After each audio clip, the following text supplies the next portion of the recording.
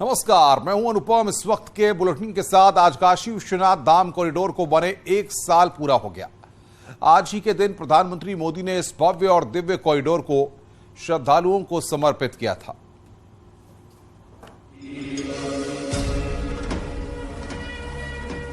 Kashi corridor का पूरा होठ में हवन और यज्ञ।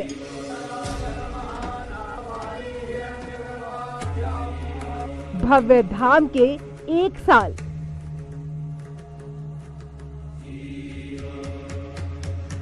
आज बाबा के धाम में उत्सव है।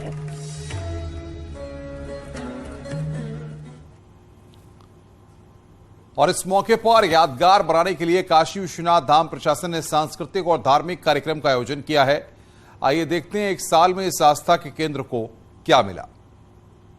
आज के दिन को ऐतिहासिक बनाने के लिए काशी विश्वनाथ प्रशासन ने कई अलग अलग कार्यक्रमों का आयोजन किया है, जिसमें हवन, यज्ञ और विद्वानों की संगोष्ठी का आयोजन किया गया है। इस मौके पर धाम को विधिवत रूप से सजाया संवारा गया है।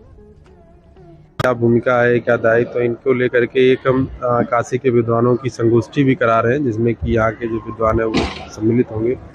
कुल मिलाकर के इस वार्षिकोत्सव को एक यादगार रूप में बना ले। ये 1 साल की जो यात्रा थी बाबा विश्वनाथ धाम के लोकार्पण के बाद, 1 साल में काशी विश्वनाथ धाम की तस्वीर बिल्कुल बदल चुकी है। देश भर के श्रद्धालुओं का आकर्षण भी धाम के प्रति बढ़ने लगा है और धाम की सुविधाओं को देखते हुए धाम में दर्शन पूजन करने वालों की रिकॉर्ड संख्या के कारण वाराणसी पर्यटन विभाग के खजाने में काफी बढ़ोतरी की है। अगर आंकड़ों की बात करें तो 1 साल में 100 करोड़ से ज्यादा चढ़ावा मिला है। 7 करोड़ 35 लाख श्रद्धालुओं ने दर्शन किए। वहीं अगर चढ़ावे की बात करें तो 1 साल में 60 किलो सोना और 10 किलो चांदी का चढ़ावा मिला है।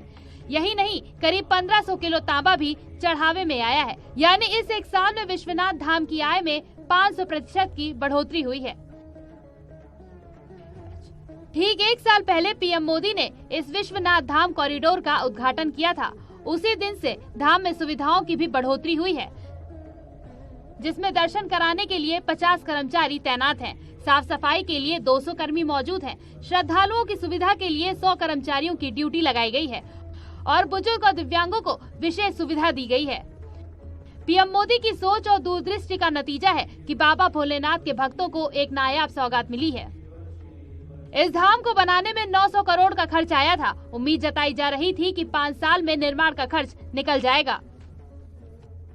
काशी विश्वनाथ धाम का नव्य भव्य स्वरूप होने के कारण वाराणसी में पर्यटकों और श्रद्धालुओं की संख्या में काफी बढ़ोतरी हुई है। इसकी वजह से परिवहन, होटल, गेस्ट हाउस, नाविकों, श्रमिकों, वस्त्र उद्योग, हैंडीक्राफ्ट और अन्य व्यापार से वाराणसी की अर्थव्यवस्था भी रफ्तार पकड़ रही है। कुछ दिन पहले ही सीएम योगी ने कहा था कि पहले 1 साल में काशी में 1 करोड़ पर्यटक आते थे। अब 1 महीने में ही इतने पर्यटक बनारस आ रहे हैं। न्यूज़ 18 के लिए वाराणसी से रवि पांडे की रिपोर्ट।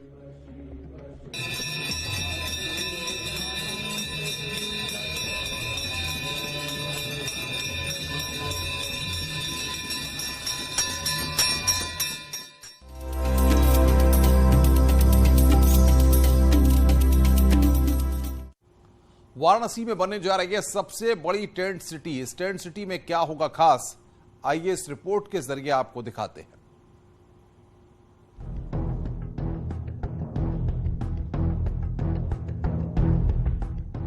वाराणसी में बनेगी टेंट सिटी।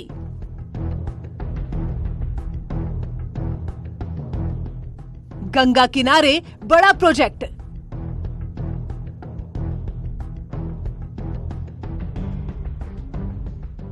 खास होगी नए साल की शुरुआत।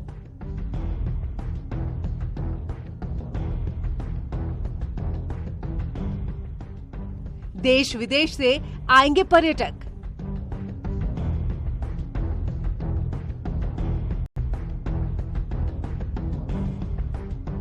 मोक्षदायिनी गंगा का किनारा अब लग्जरी टेंट सिटी में तब्दील होने जा रहा है।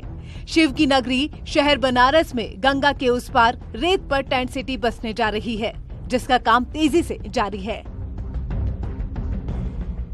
1 जनवरी से पहले सप्ताह में देश विदेश के पर्यटक ऐतिहासिक गंगा घाटों के सामने टेंट सिटी में 5 स्टार होटलों जैसी सुविधाओं का आनंद ले सकेंगे।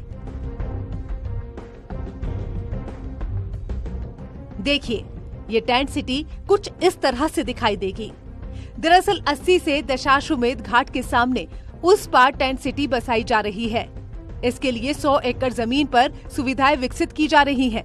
वाराणसी विकास प्राधिकरण सहित 13 विभाग इसे मूर्त रूप देने में जुटे हुए हैं। इस टेंट सिटी को बसाने का काम 2 फर्मों को दिया गया है, जो यहाँ कुल 600 टेंट्स का निर्माण करेंगी। दूसरे पार गंगा के तट पर हमने 3 प्लॉट चिन्हांकित किए हैं रिता पर, जिस पर टेंट सिटी स्थापित की जाएगी। इसके लिए RFP फ्लोट करके टेंडर किया जा चुका है, जिसमें 2 वेंडर्स को 3 प्लॉट दिए गए हैं। गंगा जी का स्तर इस बार काफी अत्यधिक ऊंचा होने के कारण अक्टूबर में ये शुरू नहीं हो पाया था, लेकिन अब स्तर नीचे आ चुका है और हम अपेक्षा कर रहे हैं कि जनवरी 1 वीक से ये शुरू हो जाएगा। इस टेंट सिटी में रिवर कॉटेज के साथ रेस्तरां, बैंक्वेट हॉल, योग सेंटर, आर्ट गैलरी, क्राफ्ट बाजार सहित कई अन्य सुविधाएं होंगी।